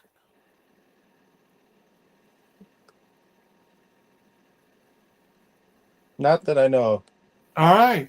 Okay. Well, I guess we can probably go ahead and go into favorites then. So with this one, of course, favorite character, favorite scene. And let's say, in the spirit of this film's reputation, let's say, is there another movie you can think of where maybe I don't know, that feels a little mean-spirited. Maybe I shouldn't do that. Well, let's say, like, what's a movie that you feel like it had a tremendous amount of potential, and if you could change just a few little things about it, you think it would be an awesome movie? Maybe put that Phillips vision to work. Yeah. So let's start with you, Brandon. We'll start with you this time. Favorite scene? Boy. Actually, I really like the scene where Zaza gets the hit put on him. Okay. I actually think that would that does really well. With the Phillips vision, though, boy. Well, I guess cut the film down to an hour and a half. Yeah. Cut straight to the point. You can just say, heck with it, go straight to it, have the banking stuff already underway. Right. No sense in doing it. Replace Sofia Coppola with a competent actress. Exchange the whole diabetes thing for just he has got some sort of illness and don't bother even trying to explain it. Okay. And have the lead up to the hits be a little bit more more exciting at the end. As far as the ending itself, it can stay the same, though. I think the ending itself worked out well enough. Okay. I wasn't really meaning how to fix this movie, but that could potentially, I guess that could work if that's your choice. Yeah, I as well. I mean, of course, then again, I need to see Coda, but that's what I would do. And I'm pretty sure that Coda probably doubled the length of the movie, so I can't really go for that. I'm sure it's longer. And did you say your favorite character in this one? You know what? I actually did not like Vincent at first. Matter of fact, he pissed me off. But as the movie went on, the character grew on me, especially when you got to see, because I always thought he was going to end up betraying Michael at the end. But despite his temper, despite everything that went on, he stayed fully loyal to the family. And that showed the character in a light and some depth in character that I was surprised by. So I had to give it to Vincent. Okay. All right. So how about you, Tammy? Favorite character, favorite scene, and is there a movie that you've seen that you thought it could have been just great, but you really needed to make a few changes?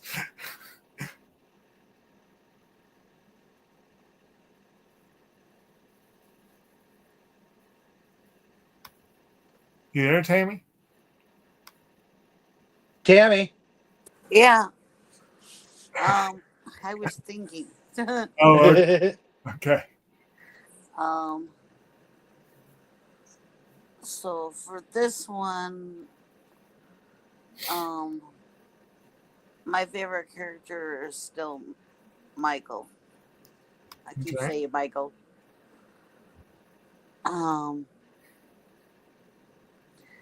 I guess favorite scene or whatever is that last, what is it, 20 minutes, half hour or whatever, we're just like, everybody,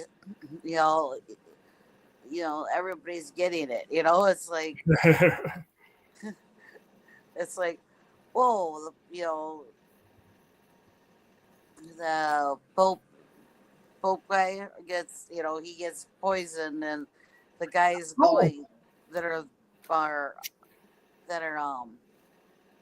Yeah. trying to watch over Michael, they get it, and this, it's like every time you turn around, somebody else is getting it. Right.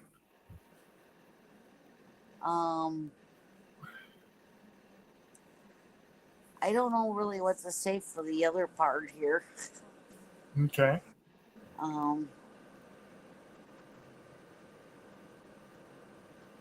Because I guess because maybe I don't look at movies sometimes the same way or most times the same way you guys do. So I don't really know what movie out there would have been better if this or this. You know what I mean? Right. So I'm sorry. Okay. Actually, Tammy, I do appreciate you mentioned something that I can't believe I forgot. Very notable moment in that final sequence where Connie greets her godfather, Don Altobello, and offers him some cannoli that she says came from these nuns. That's like this really fancy, special cannoli. And he suspects something, and she mimes eating some to prove to him it's nothing to worry about. And he goes ahead and starts eating, and the whole time he's in a different box. The whole time they're watching the show, she is flipping her opera glasses back and forth between the stage and Don Altobello, watching and waiting, and finally he slumps over. And at the end of the show, someone comes to wake him up, and he's non-responsive. So I'm a little unclear about whether Connie was acting fully on her own or with Vincent. And I wonder what y'all think on that. But she clearly poisoned him. And it's the most aggressive act I think she does in the whole franchise. And against her own godfather. And I was like, yep, she's gone full Lady Macbeth at this point. Well, I was thinking about that, but I was also thinking about the Pope or whatever with the T. Oh well, that was the other. And again, I think it was the business, like the like Lucchesi and Heinze, their group probably was. That was at the end too, Right. So yeah, that was. But yeah, like I said, there was a lot going on there at the end. Yeah, a lot of people did not survive after the opera there. Right. There were no survivors. All right. Well, how about you, Dave? What are your questions, first of all? Favorite scene, favorite character, and if you had a movie or a group of movies that you're like, this could be brilliant, but it would need certain things that just, Okay. So movies that I'm not necessarily a fan of, or Well, you could be a fan or you could not be. Like, I mean, again, for me, I consider this a good movie, but deeply flawed. You know what I mean? Like, I would say ideally something along those lines. But if it is a movie that you think is utter crap, but if they made 2 or 3 changes, it would be great. Well, yeah, it could work. okay. Well,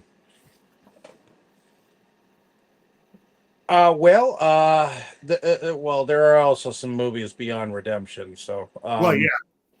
But in any case, okay. Favorite scenes. Oh, I love the massacre, and I love the hits that were put out on the priests back and forth at the opera section. And I do like that line that Michael says. I was almost out, but they had to pull me back in, or Right. whatever, you know. Yeah. Just when I get out, they pull me back in. That Right. was it. Yeah. So I do like that line. I do get that it does feel a little funny that they're using diabetes as the whole thing too. So that's a little off. But other than that, I'm trying to think of a movie because Gosford Park was. I'm sorry. I've come across some movies because of you. That are questionable. I get it that Downton Abbey is kind of like in its ilk, but that movie I just could not like.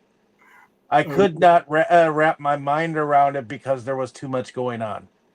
Okay. If it had slowed down a little bit, Slowed down? I thought you guys said it was super slow. it was well not that slow. Like quickened its pace better than that. Okay. Maybe it might be redeemable. Right. But that film is beyond redemption to me at this moment. Okay. What's one that is redeemable? My hardest. Okay. I wonder if Bunny the Killer Thing had been done a little differently. Maybe people would like it better. I don't know. It didn't The have only enough way that would blood be and better gore. is if they actually took it off the shelf. I like it. I mean, I get a kick out of it. It's not that I have anything. I know that rape is a big factor of that whole movie, but and it's not that I give it a light up or a green light or anything like that. It's just the whole concept was funny to me. So what would be one that you think you can say this is how I would change it? Yeah, I can think of a few of them. I can think of several. Like I said, bring that little Filmz vision into play. yeah. I'm trying to think of which movies I would do something differently, like American Sniper. Okay. In the end, when they don't show the final shot, and you're just expected to think that person was killed. I think they should have shown it. That was a bitch move. That was a pussy move. So I'm sorry, but if you don't, I see it. if you don't show it when everyone's expecting to see it, I'm not talking that you have to have blood and guts or anything like that, but at least show it.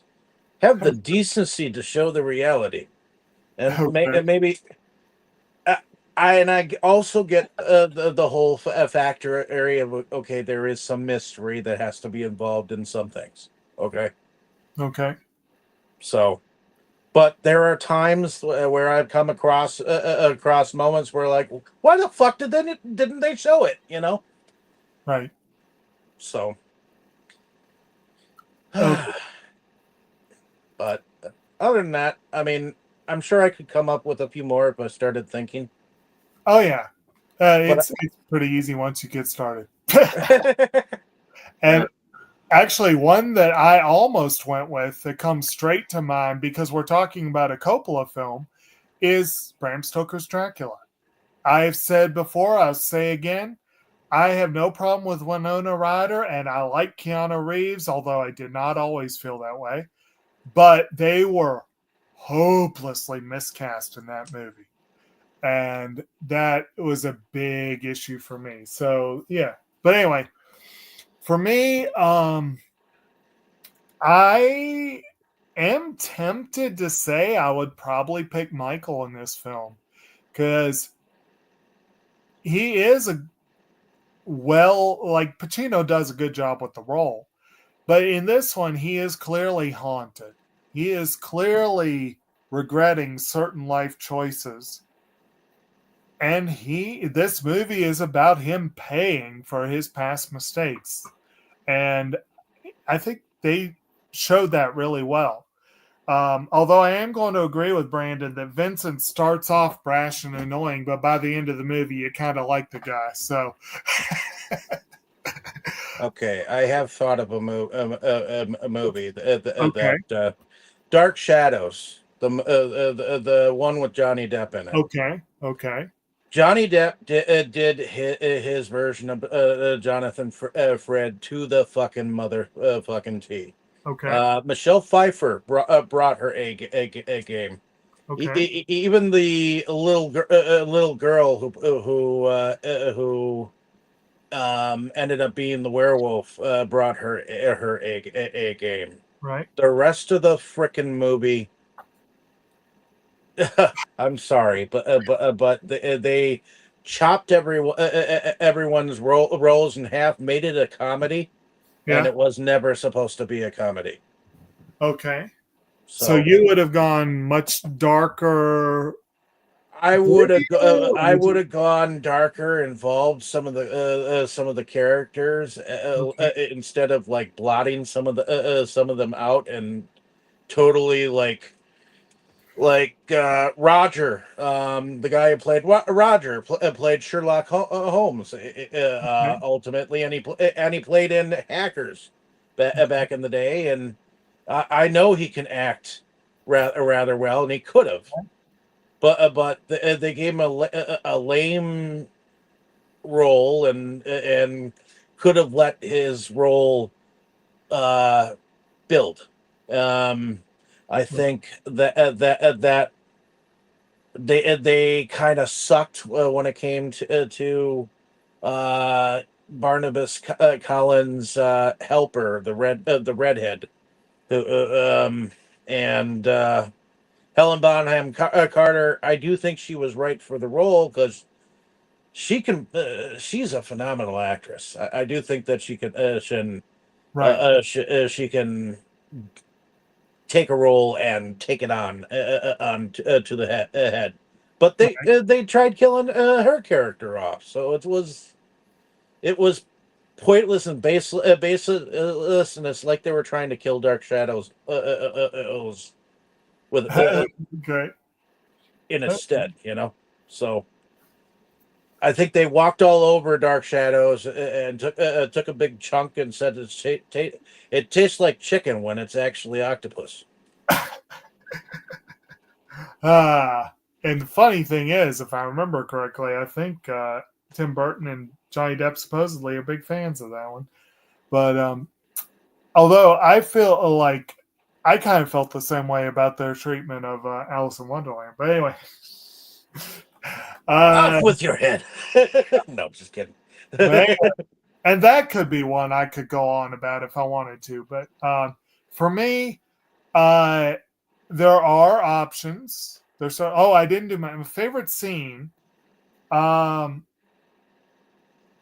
Honestly, it might well be Connie's final dispatching of Don Altabello. I think that was really well done and very interesting. I do like the scene where Anthony was singing that song and Michael's like tearing up about it. The part where he says, every time I think I'm out, they pull me back in. There are a lot of little moments. If I had to pick a single scene, though, I don't know. I do feel like the scene at the end on the steps is fairly iconic. And as weak a performance as Sofia Coppola gave, her death scene went as well as could be expected, and I think it was staged and shot very well. And and yes, the movie does end on one hell of a down note. But I like that for the story. I think it works for the story. So I guess maybe I'll say the ending, maybe. Or maybe expand it a little bit and say that whole final act, that whole final sequence, from when they arrive at the opera house, maybe. As far as movies that could be, I could say just a few things. I can think of a few of them. I can easily think of a few of them. Watchmen comes to mind of one that was really good but needed certain things to be changed, and it really was worse than it should have been. We've referenced Chasing Amy a few times. That's one that a few tweaks, it would have been so much better. But one that was pretty much crap, but with a few tweaks, it could have been a good movie, was X-Men Origins Wolverine. But the one that I'm thinking of, it's actually a series of movies. I'm going to cheat a little bit. The Harry Potter movies. I have said this several times. The biggest crime, there are a few crimes committed by these films, but by far the biggest crime is that they had a who's who of acting royalty, Helena Bonham Carter among them. They had Kenneth Branagh, perfectly cast. Maggie Smith, perfectly cast. Alan Rickman, perfectly cast. John Cleese, perfectly cast. So many great adult actors who got short shrifted, or why are they even in this? They had the perfect adult cast, even though they had to recast Dumbledore because the first one died. Otherwise, perfect cast. Pretty solid cast of child actors. They had almost everything right there. And they short shrifted almost all the adult roles. And there were other things too. There's a scene, a very important scene in the Half-Blood Prince that was left out completely, that would have given Bill Weasley and Fleur Delacour a nice little moment. And their storyline was largely left on the cutting room floor. And instead they put in a pointless scene that wasn't even in the books, and it was pointless. It was a waste of space. They largely left Percy out of the films after the first couple, which meant the big death, for the 10 people who don't know what I'm talking about. There's a big death that involves Percy, and it's beautiful in the books and it's hollow in the movie because Percy's not involved. And there's so many things they could have done better. And they even included, the second movie, they had a deleted scene where Gilderoy Lockhart, Branagh's character, gives a quiz that's all about him. And it's one of the most hilarious scenes shot in the whole franchise, and they left it on the cutting room floor. They didn't use it, but they shot it. So that was a franchise. And also the fourth and fifth books are freaking long as hell, and really they should have done 2 movies for each book. That was my take on that. That was one where, when you know the source material, you can definitely say, like Dave, you were kind of talking with Dark Shadows, certain characters got short shrifted. Yes. They really did that with Harry Potter. They really did that. Should have been a TV show at the time, and it will be, but yeah. But at the time, yes. I think nowadays it's going to be interesting to see what changes they make to it. Well, Snape's black in the new one, for one. But they're making a lot of changes, but Yeah, that was Tonks. Tonks was one of my favorite characters in the books, and she is barely in the movies. Like, they really gave her short shrift.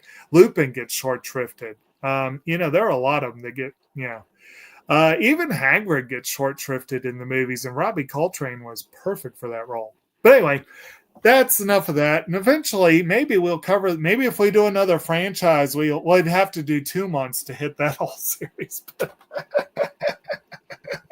Who knows? Maybe in the future. And who knows? Maybe we'll hit Dark Shadows in the future. If we do another Second Chances month, that could be Dave's choice.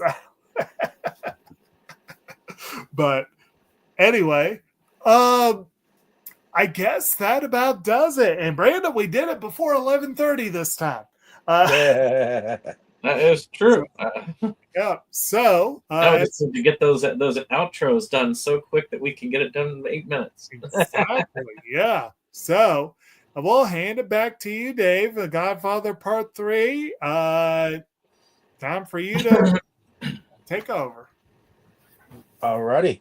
Well, hopefully you folks out there have enjoyed our discussion on The Godfather Part 3. I'm sure we had a blast discussing the film. If you have not seen the film, go out and watch it. Let us know back in the comments what you thought of the movie, what you thought of our discussion. Make sure And you I'm watch sure- the first two first. Yes. And let us know if we were wrong or anything like that. We always are open-minded to others' opinions. You might think that Sofia Coppola is the greatest actress of all time, and that we are just crazy, and so is everyone else. But on that note, I think we should definitely let some of the audience know exactly who we are and what we do. So, Tammy, why don't you tell us a little bit about yourself and what you do? I go on this channel and another one with David and discuss movies with everybody and check out a lot of times movies that I haven't seen, and it's usually quite interesting. And being summertime now, I enjoy taking my 1972 Grand Prix out to the shows, which, by the way, we had a fairly good show this last weekend. Our money went for the Make-A-Wish Foundation. So, could have been better if the weather would have been better, but hey, it is what it is, and everything was for a good cause. So, but yeah, and that's really about it right now. Okay. How about you, Jake? Why don't you tell the audience a little bit about yourself and what you do? I'm Kotobukijake. I am the sometime co-host of SeptumSin versus the World, where we talk about things media related. Tonight we did film a pickup video, which featured Sofia Coppola's debut film, The Virgin Suicides. And, we spent a lot of time ragging about her as an actress, but I do want to clarify, she can direct a film. The Virgin Suicides was excellent. Lost in Translation is one of my all-time favorites. It is a truly wonderful film. And she's had some other good ones too, so I give her that. But so check out that pickup video whenever the hell it airs. Brandon will know better now. Well, I do keep very busy. And today at work, oh boy, it was a day. But I do work 40 hours a week. That keeps me very busy. I also spend a lot of time at the vegetable garden that I am renting. I spend a lot of time out and about exploring. Not as much right now because it has been oppressively, unpleasantly hot and humid here for the better part of a month. I'm very much over this at this point, but we do what we do. And I do make time to watch stuff to join these folks each month for our discussions, and I mean each week, sorry, for our discussions. And like I said, I'm enjoying a deep dive into the Godfather franchise. I look forward to hitting Coda for the first time next week, and I'm glad everyone came along. Yeah. Alrighty. Heading over to you, Brandon. Why don't you tell us a little bit about yourself, what you do? SeptumSin versus the world. What he said. Pickup is Wednesday. Good to go. Very Okay. good. Short and sweet. My name is David Strege. I'm one of the founding fathers of Inside Movies Galore. So thank you for coming along with us on this fantabulous journey that we've been having. I know that we've got Coda next week and a whole nother noon month after that. But I do moonlight under a different channel called Delusions of Grandeur, where I also do go on mostly every Sunday, and just recently, the Delusions of Grandeur group went on about Inherit the Wind. So check out that discussion that we had. And I know that we're going to be talking about a different movie next Sunday, but I know it hasn't been chosen yet. So I'll have to get back to you guys on that.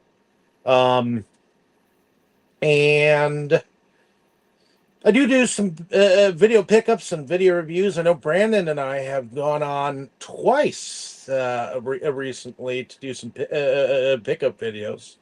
So definitely check out some of those. I know those are spread cross channels on Septum's and my channel. So check those out as well. Some pretty cool pickups there. And right now I'm looking over the master copies of Act 2 and hopefully be able to get a release date out to the general public once I actually finally sit down and watch them. So in any case, like, share, and subscribe, and we'll see you next time here on Inside Movies Galore. Everyone say good night. Good night. Good night. Inside Movies Galore just makes you just want more. We've had all in the world of media to explore. Horror, anime, or Curious George. Our love of new things was our reward. It is the best night of our week.